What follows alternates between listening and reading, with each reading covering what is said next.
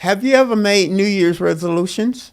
Have you ever had a time where you made the resolution and you were all excited about it, but you didn't fulfill? So it's easy to set a goal, Yeah. but goals usually are connected to and run off emotional fuel. What is it going to take from a habit standpoint to make that happen? And I'm saying the reason why we don't make it through the year is because we have a goal and we have excitement and we have emotions, but we don't have a system of carrying that out. Rather than shooting for consistency, we start out with perfection.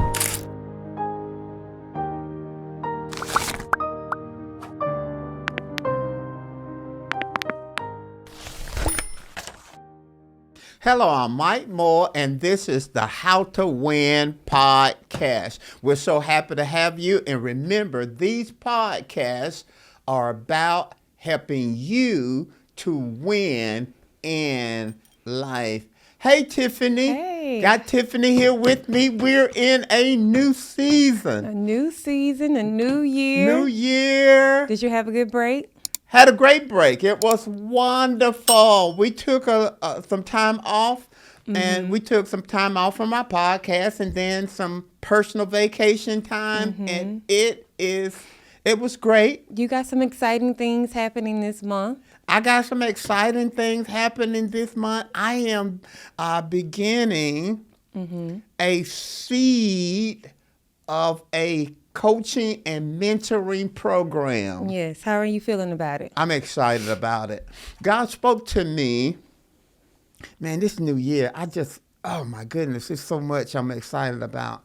But God spoke to me at the end of my transition. Well, actually, before I transitioned out of pastoring, He said to expect, to coach, and to mentor. Right. So I've been doing it in part, but now I'm going to have a full-fledged 10-month mentoring program, and I'm starting with pastors. Can I share my vision? Okay, sure. Because we're going to be getting a little bit into this topic. Which That's right. Oh, that's right. That's right. I can't talk about that. No, you can talk about your vision.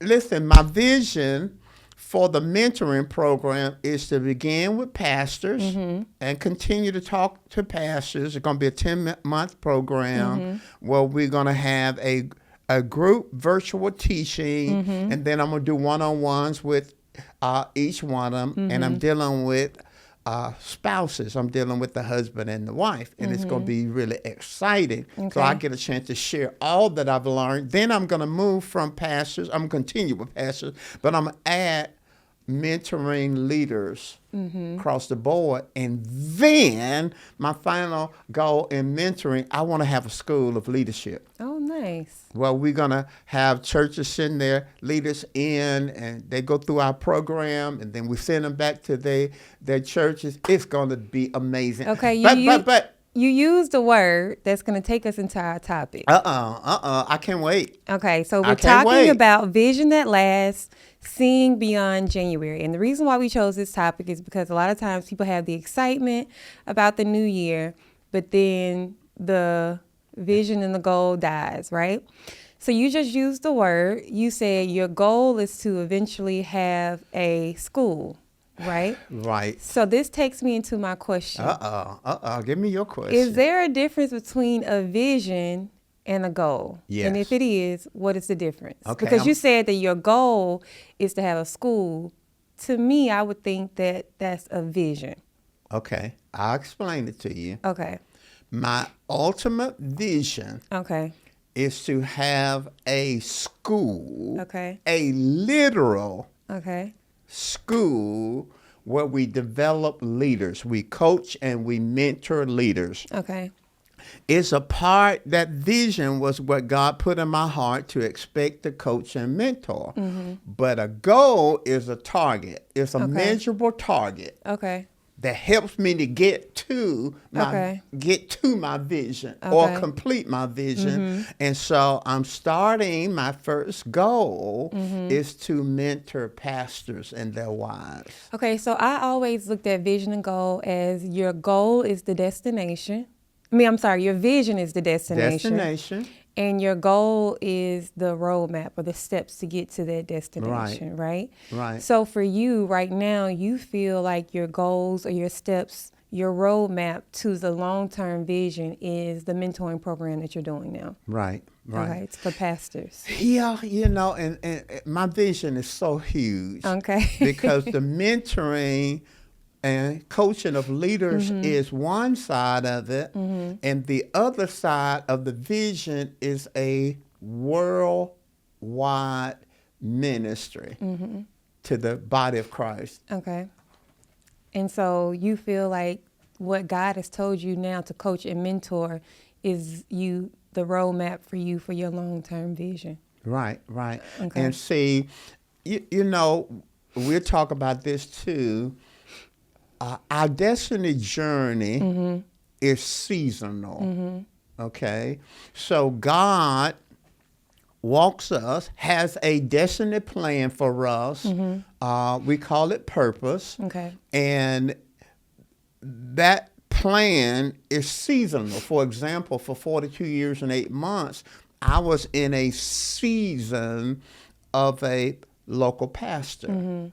Now I've transitioned out of that. I'm in a season of apostolic prophet, a seer. It's still purpose, but it's a different season to that purpose. Okay, nice. Did we give him the topic? Yeah, I told him vision that lasts, seen beyond January. Okay. Yeah. I gave it to him. Okay. I know you used to starting it off, but I started it off. You started off, so I want to ask you a question. Okay. Have you ever made New Year's resolutions? I have. I do it all the time. I do it all the time. I get so excited when December ends because I can't do nothing about it. But I start moving forward. Have you ever had a time where you made the resolution, right, and you were all excited about it, but you didn't fulfill it? Oh, absolutely. Talk to me. So I feel like the I wouldn't say it's the number one thing, but I think a lot of people have health goals at the beginning. Have what? Health goals at the beginning of the year.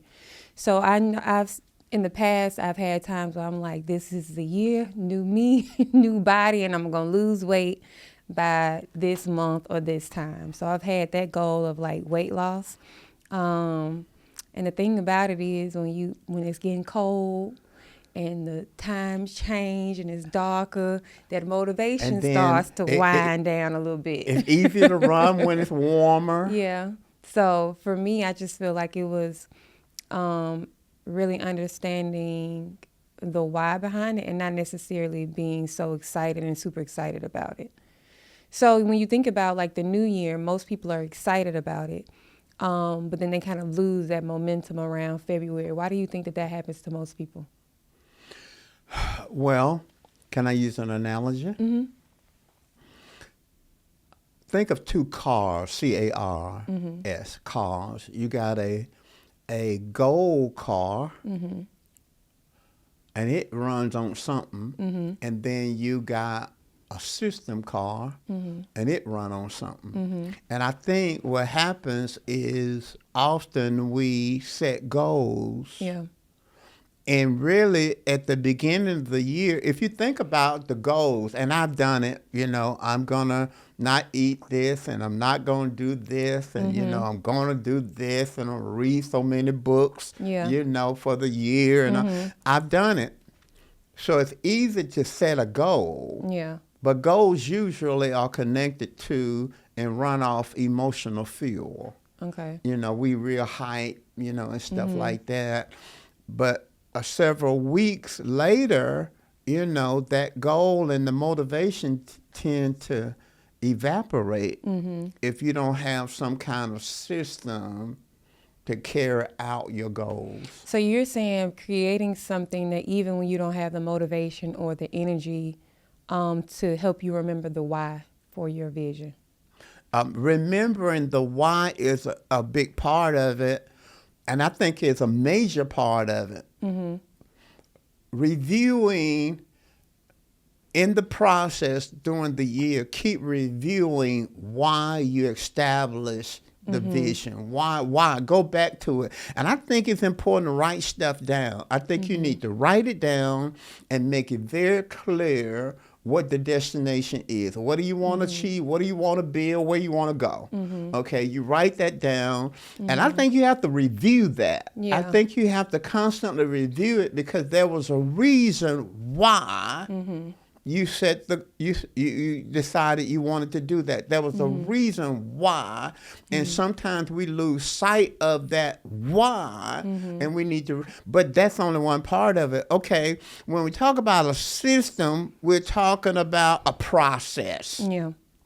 Okay, it's a process, and what does it run off? Well, the motivation and the goals run off emotions, you know what I mean? And they can kind of, like, it's almost like the car, it runs out of gas. You have to keep putting gas in the car. But systems are a process or the habits. For example, if you say you wanted to lose weight, you're going to lose 20 pounds, you're going to lose 50 pounds, okay, that is a great goal. But what is the system? What is the habits? What is the behaviors? The process of it, and the process could be like, I'm going. Let's do it. Let's build a process. What is it going to take from a habit standpoint to make that happen? You're going to lose 40 pounds. What is it going to take? Changing your eating habits. Okay, changing your eating habits. Can you make that specific? I mean, it just depends on the person. Okay, let's use you. So just eating healthy. Let's use you. I mean, I'm not going to eat what? Well, I don't really do that. You don't do that? Well, tell us. What is your process? Because it's got to involve exercise. It got to involve diet. You told me it involved my sleep patterns. Yeah, so for me, I don't do you can't eat a certain thing. So it's like a kid telling them they can't do something because they'll kind of end up doing the opposite. Okay. So for me, food has always been something that it's not just a thing where I have to do it. It's also like a cultural thing. So I eat dinner for birthdays. I use it as ways to celebrate. I eat it with family and stuff like that. So for me, when I take away certain things that I can't eat, I also lose a part of that as well. So for me, it's more of, okay, I can eat this, but how can I control it or make my portions a little bit different from what I'm doing? Okay, so that's a part of the system. Right. You're gonna control your portions. Your portion size. What else? So I can eat the foods, but just also monitoring it, like if it's a special occasion or different things like that, and how I can tweak it a little bit like that. Okay. So in other words, you're going to control your portion size. That's a part of your system. And then you're going to splurge a little bit on special days. And then you're going to come back to what you normally do. What else you going to do? Well, and in other words, I'm saying sometimes we have a goal, but we don't have any predictable process to make that happen. So we operating off emotions, but when you have a system for doing it, like for example, I'm going to get up every morning. Yeah. Part of my system, I'm going to wash my face. You know, then I'm going to have my quiet time. Then after I have my quiet time, then I'm going to exercise. Then after I exercise, I'm going to do this. It's a part of my natural flow. Yeah. Now, I don't need emotions for that. I don't need emotions. It is what I do. Motivation and goals, emotions. But system doesn't need feelings to be able to do it because it's a part of your pattern. And I'm saying the reason why we don't make it through the year is because we have a goal and we have excitement and we have emotions, but we don't have a system of carrying that out. So I've actually been doing some study on your thought patterns and stuff like that. So one of the things that I've been kind of studying is like the subconscious mind. And so basically it is you make decisions eventually. So let's say you choose that you're not going to eat certain foods or whatever it is that you feel like you're subconsciously making a decision to do. Okay. I mean, you're consciously making this decision to do. But they were talking about the subconscious is those things that you don't really consciously decide to do, but you're doing it because you've done it so long. Okay. Right? So, for instance, what I see with a lot of people when it comes to the weight loss, they've eaten this way for so long when it comes to like family or childhood or growing up that they subconsciously make decisions not knowing that they need to change their thinking pattern when it comes to it. So for me, what I've learned is, when the Bible says as a man thinketh, so is he. When it comes to vision and goals, I've kind of been working on changing my thinking pattern when it comes to it because my thinking impacts my decisions for the goals that I create for my vision. Does that make sense? That make a lot of sense. So those have been the things that I've kind of been working on. So when you was asking me what are some of the steps, for me, the first one is changing my conscious mind to eventually get to where my subconscious is making decisions without me even really knowing it subconsciously in a healthier way. So we talked about I talked about a system. Okay. A predictable pattern of behavior, certain things that you're going to do. You talked about your thinking, how you think. Right. That's important. I think something that helps me, for example, if I want to lose weight, then for me, I've got to target those areas that cause me to gain weight. And it may be sugar, it may be sugary foods, it may be fried foods, it may be those kinds of foods. But here's something that has helped me. And somebody like Pete, my wife, was saying that I've always had this slim body all my life, just a slim body. But I do have to deal with my stomach. Yeah. As you age, most people, at first I thought it was just a man thing, but I think it's a woman thing too, isn't it? The stomach area. Yeah, but more men they see it more in their stomach. Yeah. But one thing that I think is important to maintain, because staying focused is the issue. I got to stay focused on it.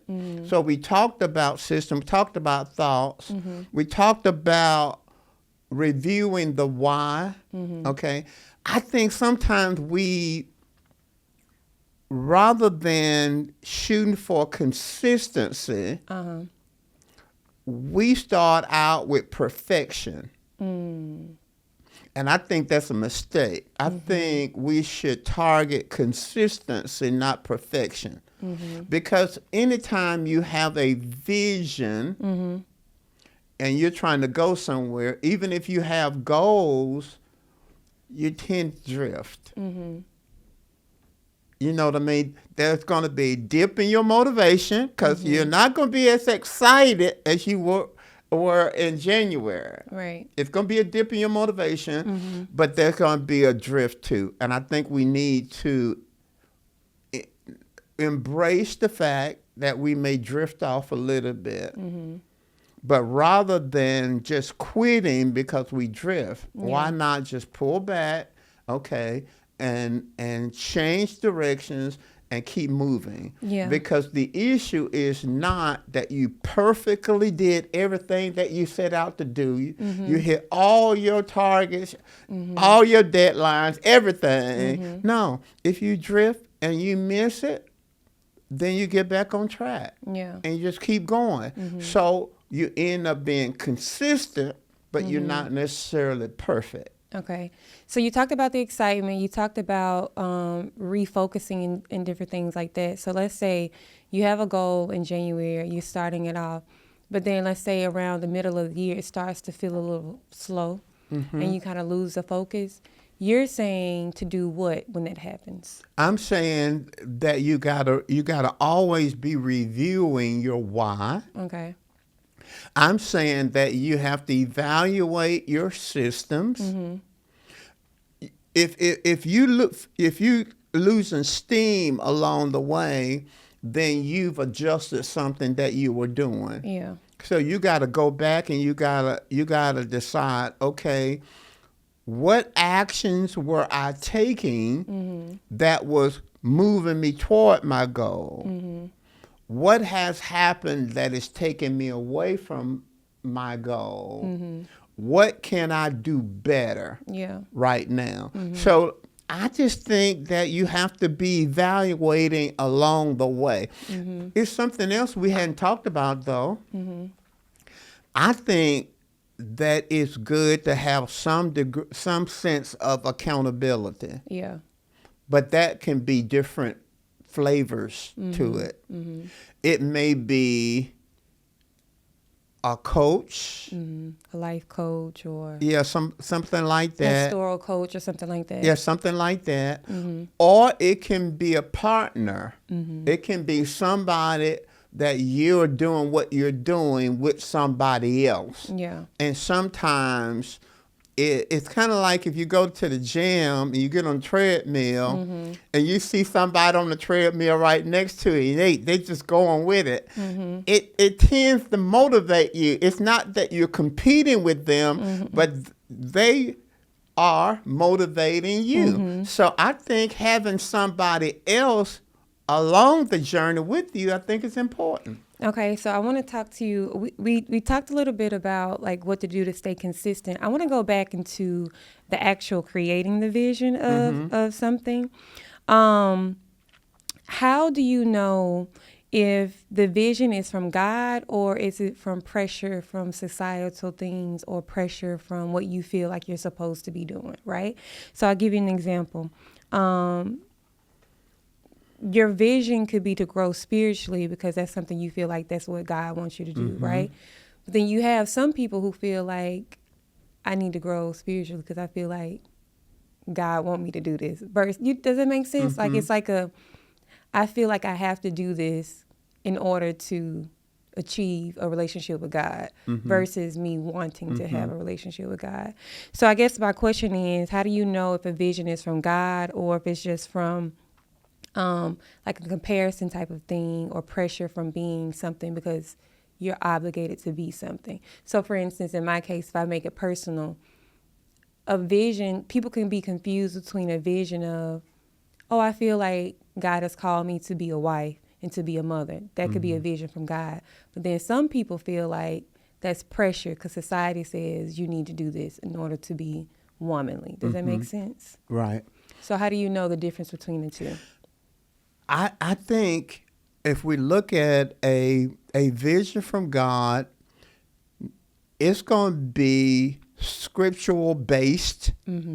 Okay, it's going to be scriptural based, should be in alignment with Scripture. I think it's going to always stretch you. Okay. I mean, if it's a vision from God, God is interested not just in you receiving something. If it's a vision from God, God is working on you becoming something. Sometimes we're trying to get something or receive something or accumulate something, but God is more interested in us becoming something, becoming who he wants us to be, becoming the best version of what he created us to be. So to me, a vision from God will always stretch, always be in line with Scripture, and it will always be about who you're becoming. God is about our growth, okay? It's when it's pressure, sometimes the pressure is about others. It's about how I'm looking to others, how I'm viewed by others, what others expect of me. And that always creates pressure and creates anxiety. I feel anxious about it. But usually God's vision is upward. Okay. I'm trying to please him, and I'm trying to bless people. When it's pressure, it has more to do with people and me. People and me. But when it's God, God is trying to grow us. He's trying to develop us. When it's pressure, we trying to satisfy. We trying to get these folk off our back. We trying to be impressive. We want people to think we got it together. Right. So I think the difference is the focus of it. God is about purpose. Pressure is about accumulating and establishing my worth based off my achievements and stuff like that. So I think when you start feeling really anxious about it, I mean just really anxious about it, then you have to wonder, is it God? Because in Proverbs 3 it talks about with wisdom comes peace. Yeah. It may stretch you, but it's not overwhelming you. Yeah.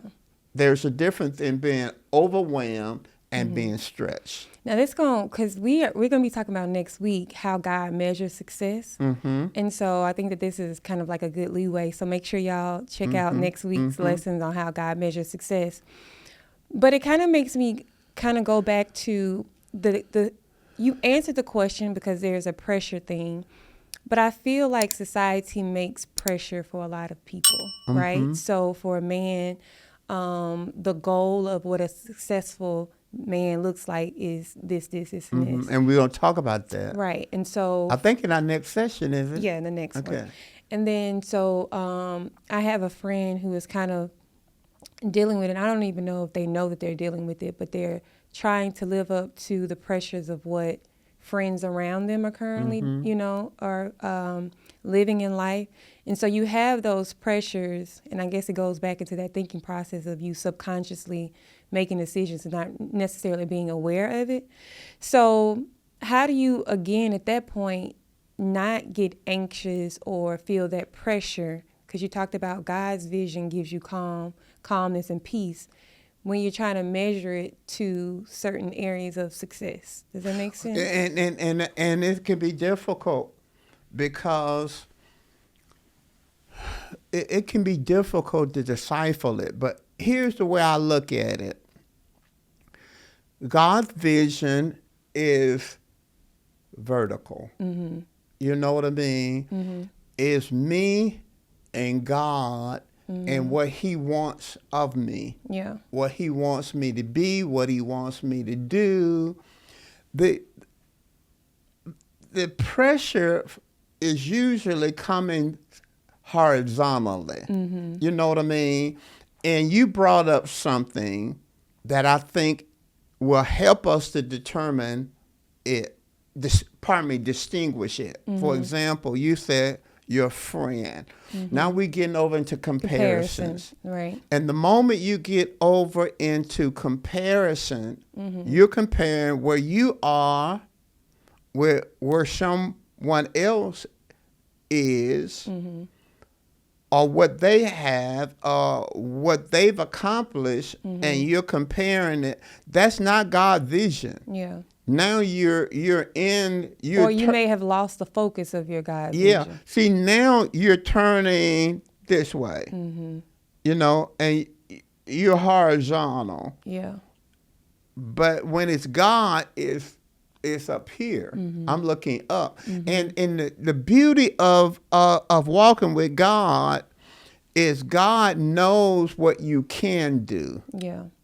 And usually, growth is a process. It's a process. It's not a breakthrough. Now, we use that term breakthrough, and I'm not saying it's a bad word, but God usually develops us through a process. It's not, God doesn't expect us. For example, I transitioned from pastoring. I'm into a whole different season now.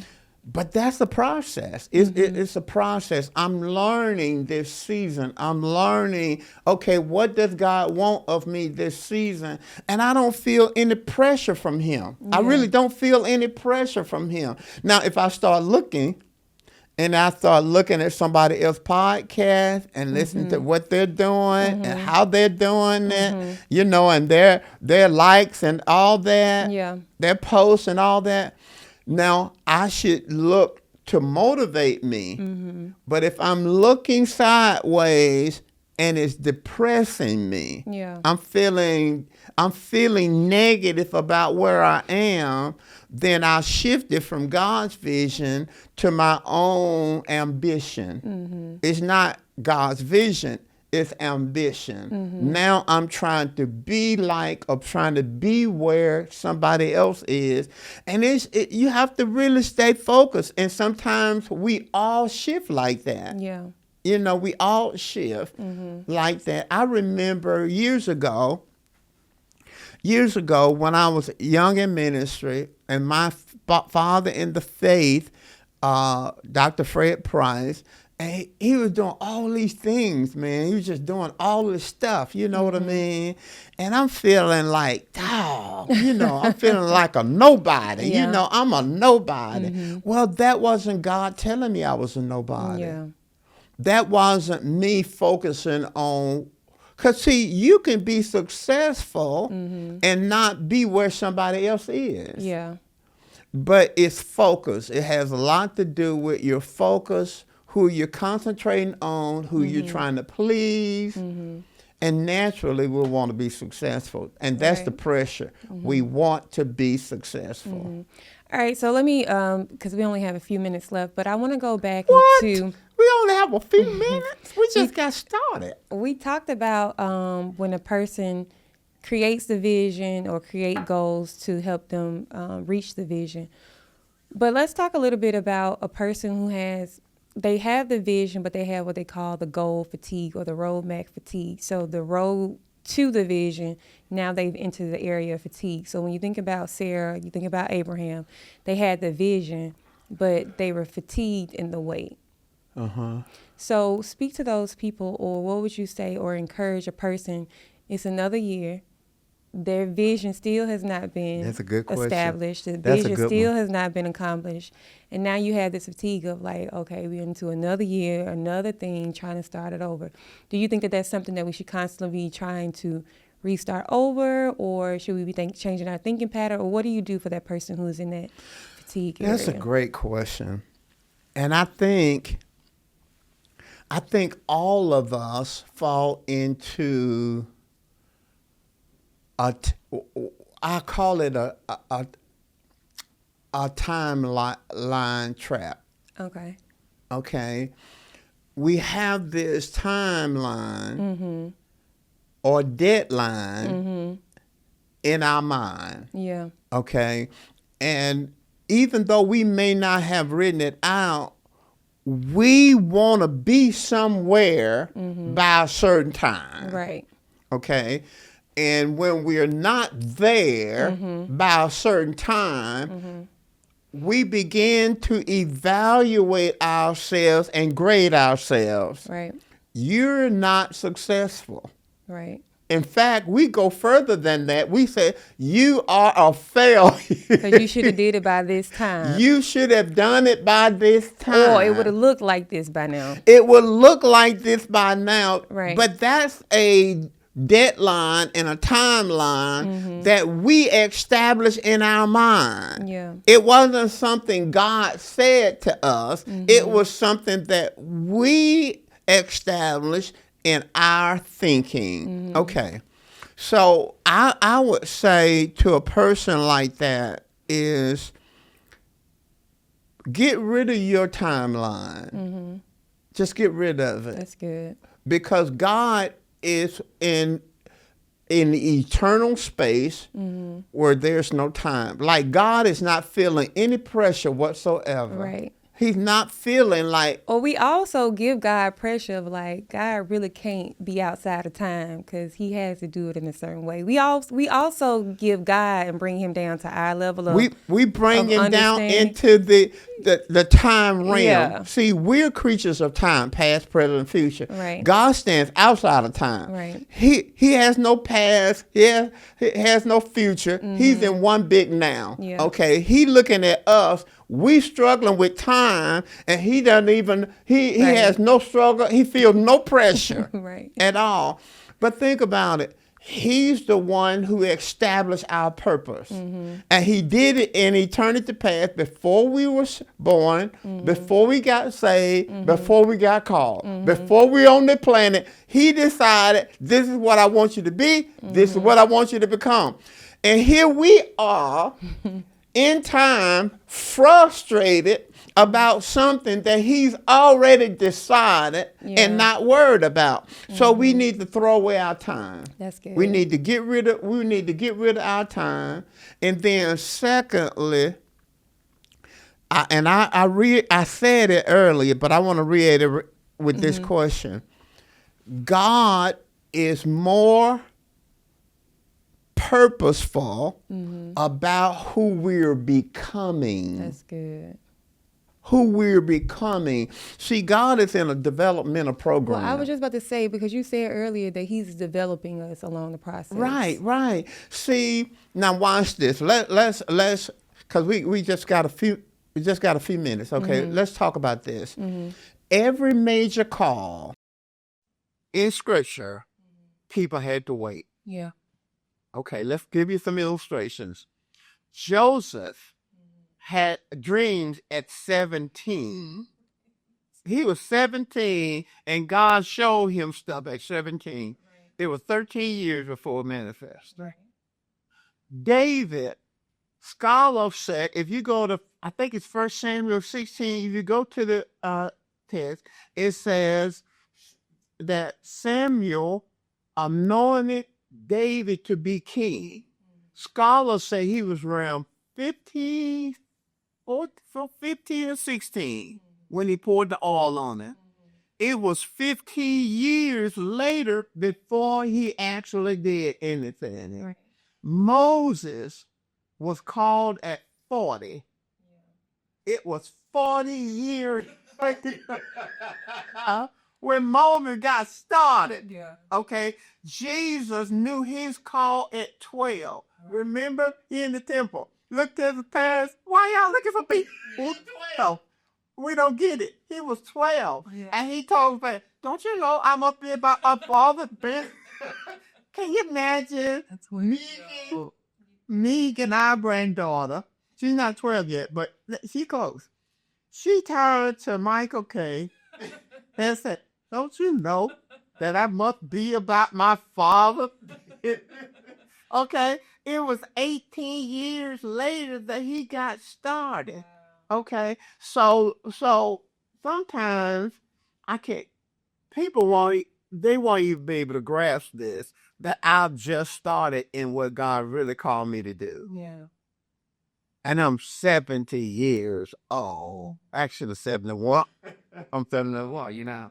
Okay, I'm still trying to mold also. But I told everyone I'm still trying to hold on. Okay, I'm 71, and I'm just getting started. Yeah. I'm just getting started. So waiting is a part of God's process because he's not just trying to get us somewhere and give us something. He's developing us. He's developing us. So the waiting has more to do about preparation. Sometimes it's us. Yeah. Sometimes it's the people who we're going to be working with, like you waiting on marriage. Sometimes it's about you, developing you, but sometimes it's about that person that he wants as your life partner, maybe developing that perfect as well. So the big issue is allow God, because he's never going to be late. Yeah. That's the thing. God is never going to be late. Sometimes we think you're late. Sometimes we think it. Okay, think about it. When you all got to college age, we didn't have the money to send you all to college. We did not have the money. We trying to believe God for the money. We believe in God because we were behind. We were struggling so many years. We couldn't save up for no college and all that. So we were behind. And both of you graduated and then have no money, they owe no bills. You graduated and not owe any bills. Think about that. And we were behind. God can catch you up. Yeah. God can catch you up. And he did it in me. And you said you're still going. So, okay, we're going to lighten it up a little bit. Oh, we got 71. 71. And you said you're just getting started. So I didn't ask you that. What are your goals for this year? I know your vision. So what is your goals for this year? My goal for this year is to grow. And a part of my growth will be working with pastors on a more intimate level. So you feel like you want to grow as a professor almost? Mm-hmm. Grow as a professor? Yeah. I want to grow in coaching. I want to grow in mentoring. I want to grow in leading my team. That is so funny to me that you've been coaching and teaching for 40 years and you still like, I want to grow. Yeah, but see, we never arrive. Yeah. See, let me share this with you. Life is seasonal, okay? If it's spring, summer, fall, winter, those are all seasons, and they all bring something different to the table, okay? Life is like that. Yeah. It has certain seasons. There's a single of singleness, maybe a single a season of marriage, a season of parenting, single a season of emptiness. Ministries like that. Season of this, season of this, season of this. And every season brings challenges, and every season brings growth opportunities. So you never arrive. And really, retirement is not sinful, like people may hear me talking against it. I'm not talking against retirement. I'm talking about you cannot retire from purpose. Yeah. Because your purpose will go all the way through your life. Yeah. And God always has something else and always a next level. So yes, it's a growth thing for me now, but the bottom line on it is I got a system to keep me motivated. Yeah. See, I got a system for studying the word. I got a system for praying. I have a system for being in church, listening to somebody. I have a system of exposing myself to other people. So my system will be fuel for me to carry out my vision, not just excitement. Because there's sometimes I'm not excited at all about certain things, but my system helps me to stay in the game. That's good. I love that. All right. So just a teaser for next week. We're going to be talking about how God defines success and what that looks like. So make sure that you tune in next week. They're going to be talking about that. I think that's going to bless a lot of people as well. And then also, if you're joining us for the first time, we want to say welcome. Thank you guys for joining us on the How to Win podcast, where we grow you up in God's word through everyday life. And so we want to just thank you. And don't forget to subscribe, like, and share this podcast, because this year you want the word to reach thousands of people so that people can grow. That's the why of this channel. Is there anything else that you wanted to say? I got a new book coming out. Okay. It may be a little later in the year, but I got a new book coming out. My book, Big Pivot. Mm-hmm. Big Pivot. You need to get Big Pivot. You need to get that book. But I got another book that's going to be coming out sometime this year. It's called Let Her Speak. It's a biblical case for women in leadership. Wow. Powerful. That's what we get. We'll have to talk about it on the podcast. Okay. Well, as always, thank you guys so much for tuning in, and we hope to see you all next time.